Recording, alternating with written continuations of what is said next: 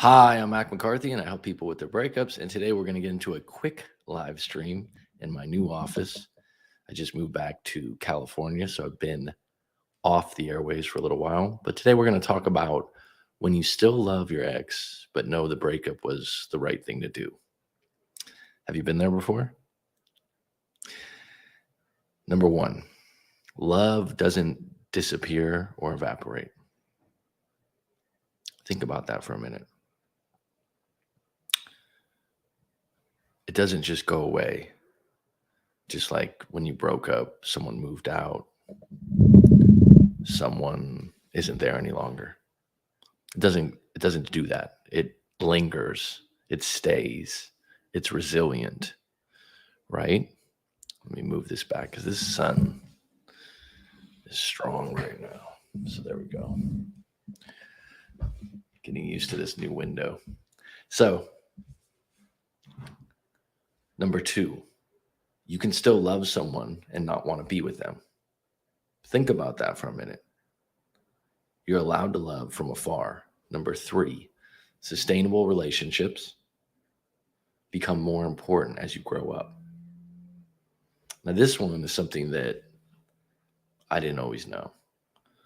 And as you get older, you realize that this sustainability, you get into a relationship, you have the same pattern, the same problems, make up to break up, drinking issues, drug problems, money problems, but they keep repeating themselves. Jealousy.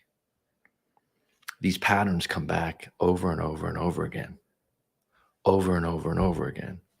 And at a certain point, you get used to them or you adapt to them. It's just like if you had a neighbor and that neighbor was hard to deal with. If that neighbor is really hard to deal with, you adapt. You might find ways to understand them better, to block out the noise that they make every night. You adapt to it. You don't like it because you don't move, but they don't live with you. So when you have sustainable relationships, you have problems that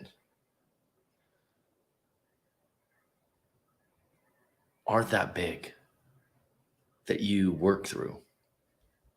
Relationships that aren't as sustainable, that are inevitably going to happen in a breakup, is when the same problem keeps happening over and over again, same pattern, and you get left unhappy. Deep down, it's just not going to work. But you don't want to leave because the money. You don't want to leave because you love them, because you worry about them.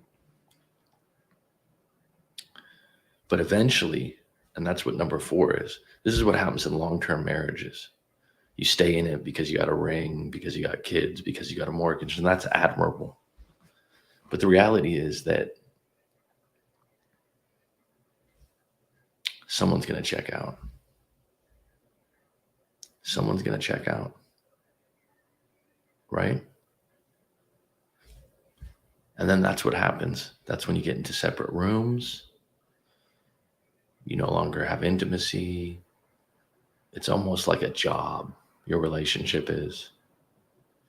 And so if you are in that part of the relationship now where you love each other, but you're just checked out on intimacy, you're in different rooms, you're just dealing with each other, that will be a slow burn, right? Number five, when you break up and the only times you miss them is when you're lonely or intimacy. Now think about that. That's a human thing, right? You miss them. You're lonely. But the reality is, you don't miss hanging out with them. You don't miss coming home to them. That wasn't a relationship that was very strong. And so that loneliness and that intimacy, that'll last a month, 2 months, 3 months. But you'll adapt. Number six, you wrote out everything that happened and now know it was worse than you thought. Now, this is probably one of the biggest ones. This is why I always promote everyone to write out their story, whether you're going to send it into writemac.com or if you're going to write it out for yourself or a friend. But when you do this, you kind of realize how bad it's been, all the details, all the crap, and you get way more perspective. I've actually done this in breakups myself, in my own experience, and you kind of go, wow, the totality of this breakup was really bad. Like the shit I think just happened at the end actually happened in the beginning too. I just dealt with it different. So when you write it out, how you met, how you started out, and this is what's really interesting. If you wrote out even all your relationships right now, from the beginning to the end, how you met, how you proceeded, how you ended up moving in together, you'll see that the best relationships started out good. You'll see that the best relationships started out with a high level of intimacy. You'll see that the best relationships started out with instant attraction. You'll see the ones that are bad, that there were signs in the beginning. Number 7, do you really believe things can improve? Do you really think or believe things could improve? And in most cases, people want to believe that, or they want to give you a second chance, or they want to give the relationship more time. But deep down, when someone makes an attempt to make the bed, to wash the dishes, the other person goes, are you just doing this because we had an argument?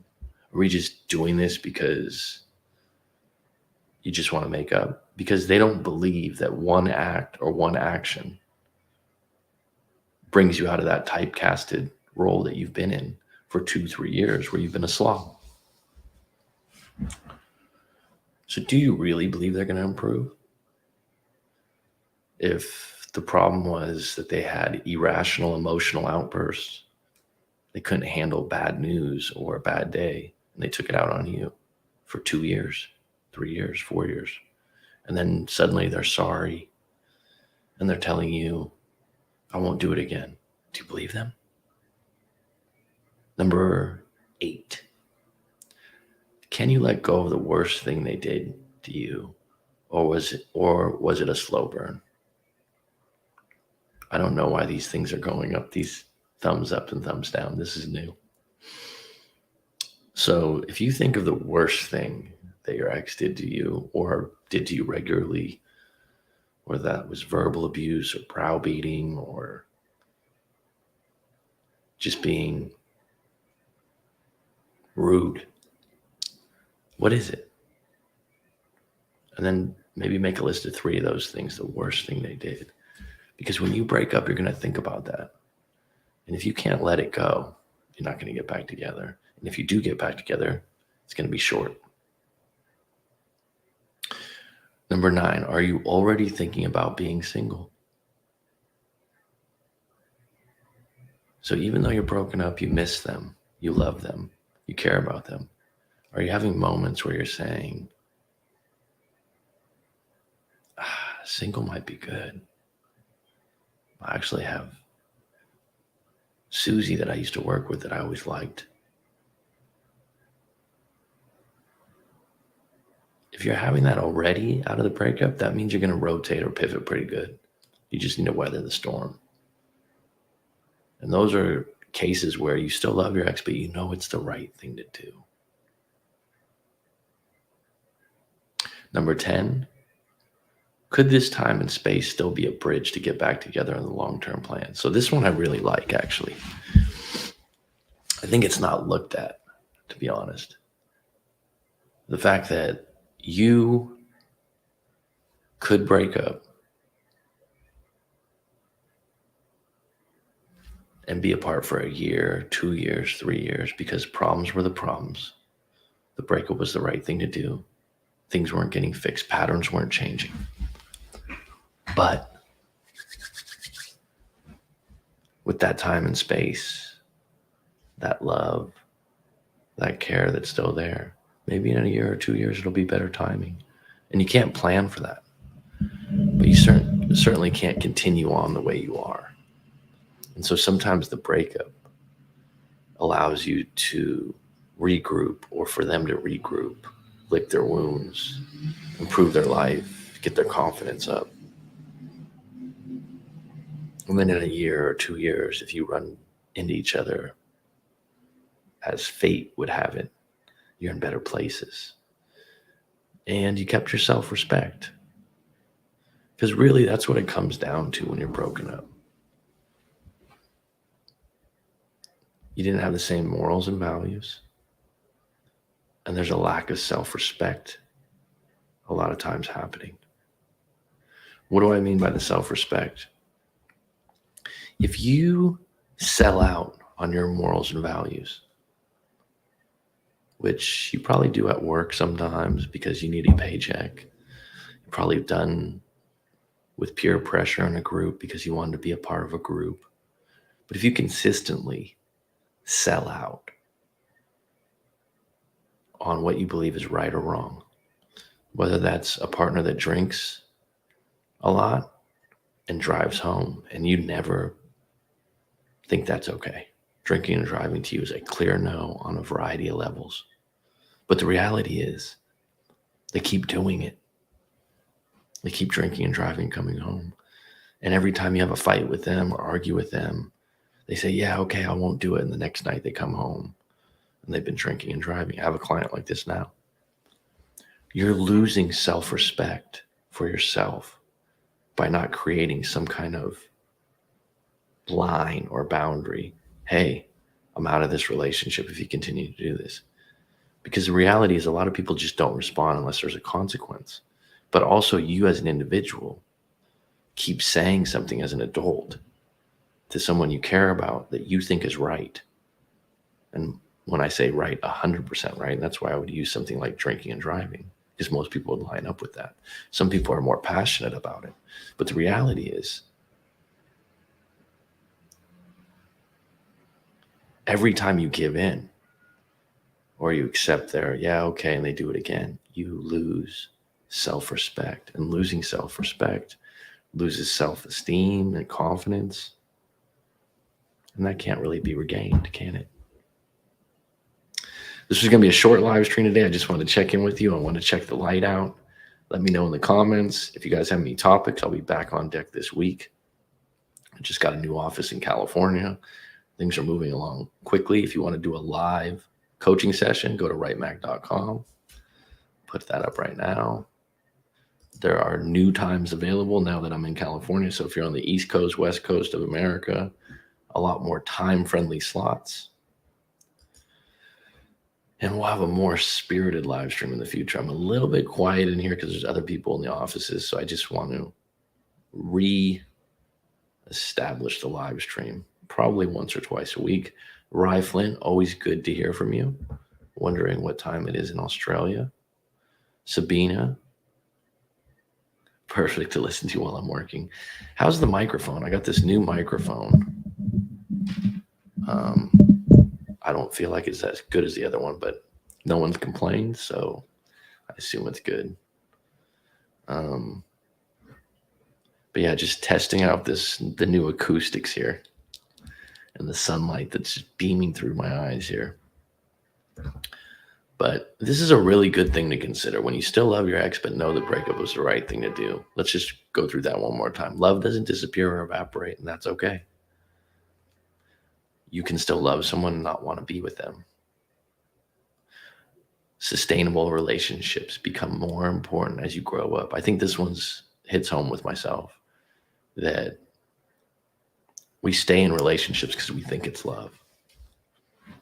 But a sustainable relationship, just like a good job or a good career, something that you grow over time and reach new tiers, that's what you want long term. And I think in your 20s, you're okay with non-sustainability in lieu of attraction, hotness, intimacy. But when you get older, is this sustainable? Are we going to be able to sustain this relationship and grow together? And that doesn't mean you don't love or care about the person. It just means you're being realistic about a future with them. Because that leads to number 4, things will get worse. Eventually, someone will check out. So if you stay for 10 years where love prevails, but sustainability doesn't, someone will check out and meet someone else. And that's usually what happens.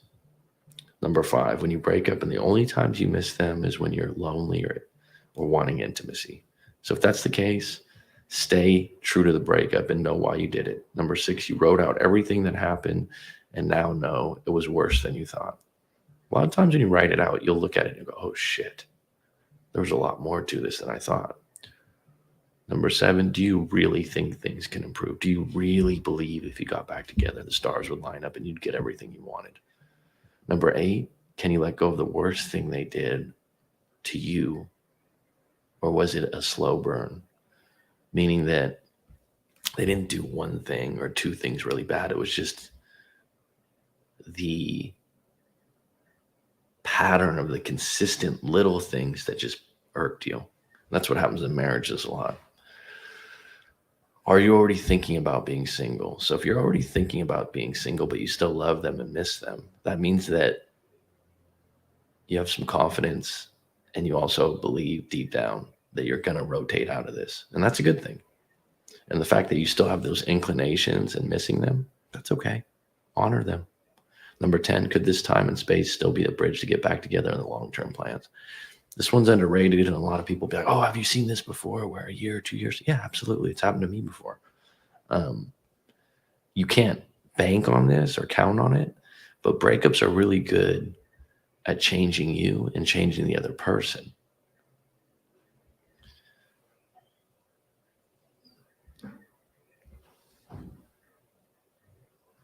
And then in a year, 2 years, 3 years, if the stars line up and you run into each other or someone drops a call, that's when you'll know if someone's changed, if the patterns have changed or you have changed. Thank you, Sabina. Sounds great. If there's a little echo in the room, I can see that because it's our high ceiling room. All right, folks. Well, thanks for the feedback. Go to writemac.com if you want to book a session. Otherwise, I'll be back on deck with a longer live stream, a little bit more spirited. I just want to check the acoustics in here on the new mic. Feel like I'm keeping my voice down a little bit, but I'll fix that. Rye Flint, always, 7:30 a.m.? You're an early bird like me. This is how talk should go. Okay. All right, folks, take care. It's been good. It's been grand. It is curtains.